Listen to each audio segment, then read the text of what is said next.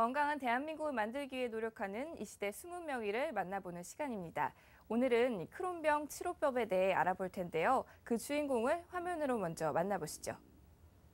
염증성 장질환 분야의 새 영역을 개척하고 있는 이 시대의 숨은 명의를 찾아서 이번 주에는 크론병 질환의 최고 연구가이자 임상의사로 활약하는 천재희 교수를 만나보자.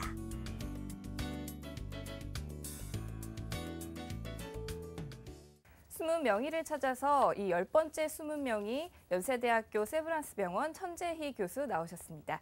안녕하세요. 네, 안녕하세요. 네, 오늘은 교수님과 함께 이 크론병 시리즈 3번째 크론병 치료법에 대해 알아볼 텐데요. 그 전에 이 교수님을 소개해드리려고 보니까요.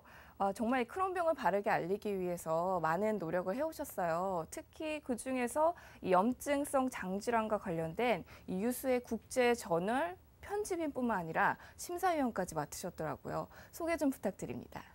예, 저희들이 이제 논문을 쓰면은 그것을 국제 저널에 게재를 하기 위해서는 전문 심사위원들의 심사를 받아서 거기서 통과가 돼야 됩니다. 그런데 이제 저는 주로 맡아 있는 게 이제 염증성 장질환에 관련된 국제 저널들의 이 편집인과 심사위원을 맡아서 그런 논문들을 심사하고 그런 논문들의 이 질이 충분히 게재될 만하다 평가하는 작업들을 그동안 많이 해왔습니다. 그 연구 활동 또한 업적이 대단하신데요. 보니까 이 100여 편 넘게 논문도 게재를 하시고 또 연세대학교에서 수여하는 우수업적 교수상도 받으셨더라고요. 여기에 또 환자까지 치료를 하시려면 정말 바쁘실 텐데 이 새해에는 또 어떤 새로운 계획이 있는지 말씀해 주세요. 예, 물론 저희가 이제 1차적으로 가장 최선을 다해야 될 부분은 이제 진료고요. 이 진료하면서 저희가 환자들을 단순히 진료만 해서는 이 염증성 장질환은 한계가 있는 질환이기 때문에 그것을 극복하기 위해서는 계속 연구를 진행해야 됩니다. 그리고 병에 대한 정확한 원인, 그리고 병태 생리, 그리고 치료법을 찾기 위해서 계속 노력을 해야 되는데요. 그런 차원에서 이제 연구를 진행하고 특히 단순히 임상 연구뿐만 아니라 이 염증성 장질환, 특히 크론병들은 유전, 면역 이런 다양한 면역학적 기전과 유전학적 기전이 섞여 있는 질환이기 때문에 그런 질환들을 연구하기 위해서는 유전자 연구, 면역 질환 연구 등을 동반해서 같이 해야 됩니다. 네, 정말 숨은 명의분들의 노력은 끝이 없는 것 같습니다. 그럼 지금부터 크론병 치료법에 대해서 자세히 알아보도록 하겠습니다. 이 저번 주에 제가 교수님과 함께 얘기를 나눠봤더니 이 크론병이 진단도 굉장히 까다로웠어요. 근데 이 진단이 이루어진 후에 치료는 어떻게 되나요? 진단을 잘하는 건 물론 중요합니다. 하지만 치료법은 진단보다 훨씬 더 어렵습니다. 그 이유가 아직 크론병의 정확한 원인을 모르기 때문에 그 원인에 맞는 특이 치료법이 개발되어 있지 않거든요. 그래서 그동안은 그 단순히 염증을 그냥 막아주고 억제시켜주는 치료법이 대세였는데 그나마 다행인 것은 최근에 생물학제제라고 해서 그 아직은 정확히 밝혀지진 않았지만 일부 이 크론병을 매개하는 물질들을 차단하는 그런 억제제들이 지금 개발되고 있어서 예전보다는 많이 발전을 하고 있지만 아직까지 저희들 의사들도 이 한계를 많이 느끼는 병입니다.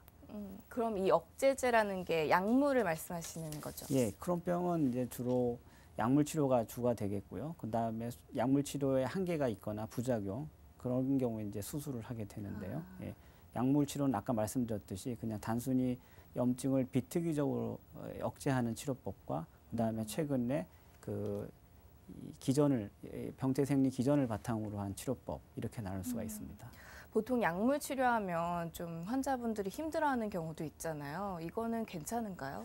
예, 대부분의 약제는 크론병 환자들이 이제 장기간 또 이제 우리가 거의 평생 치료를 해야 되는 관리해야 되는 병이기 때문에 대부분의 약제는 평생 드셔도 문제가 없을 약들로 개발되어 있죠. 하지만 환자분의 체질 또 약물의 상호작용들은 항상 우리가 주의를 해서 계속 주도 면밀 관찰을 해야 됩니다.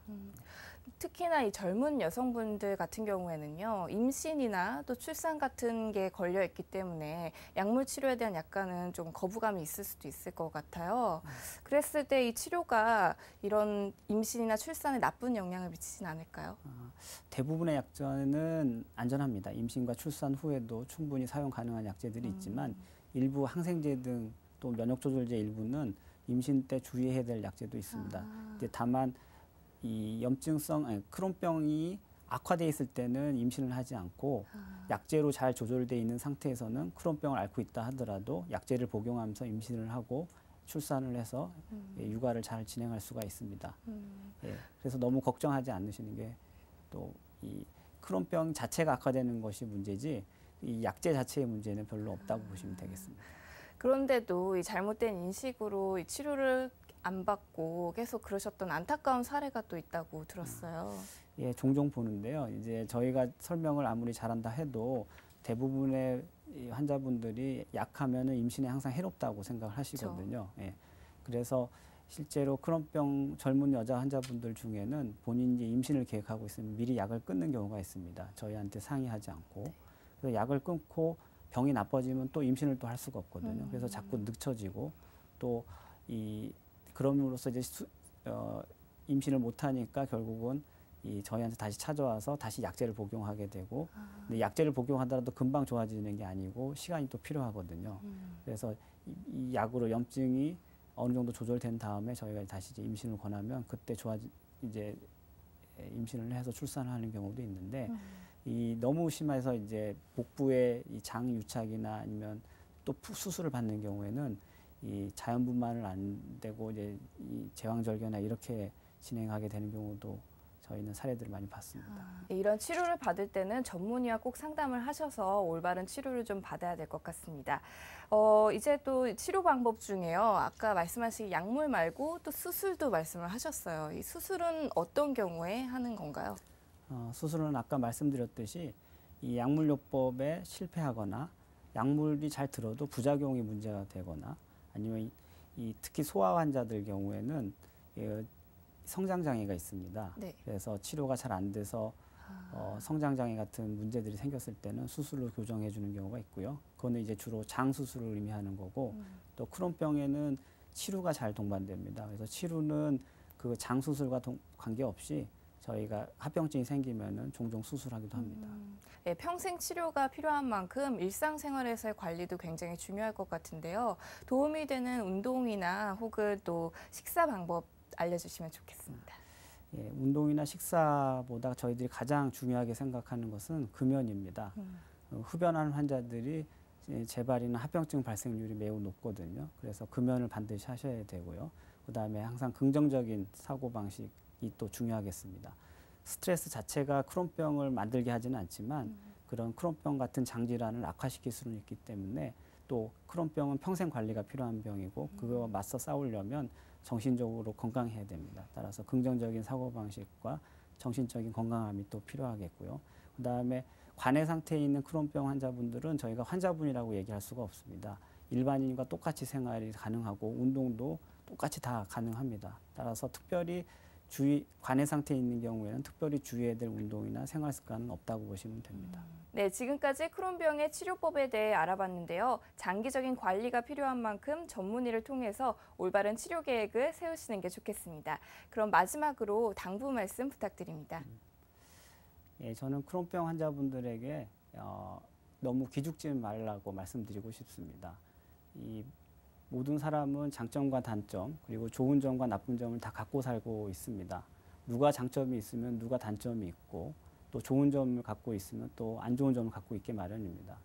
눈이 좋은 사람, 나쁜 사람, 고혈압이 있는 사람, 없는 사람과 마찬가지로 크론병이 있다고 하더라도 정상 생활에 얼마든지 영위할 수 있는 좋은 치료법들이 지금 많이 개발되고 있기 때문에 위축되지 않고 기죽지 않은 삶을 사셨으면 좋겠습니다. 숨은 명의를 찾아서 오늘은 천재희 교수와 함께 했는데요. 다음 시간에는 이 크론병을 관리하는 방법에 대해 좀 더 자세히 알려드릴게요. 도움 말씀 감사드립니다.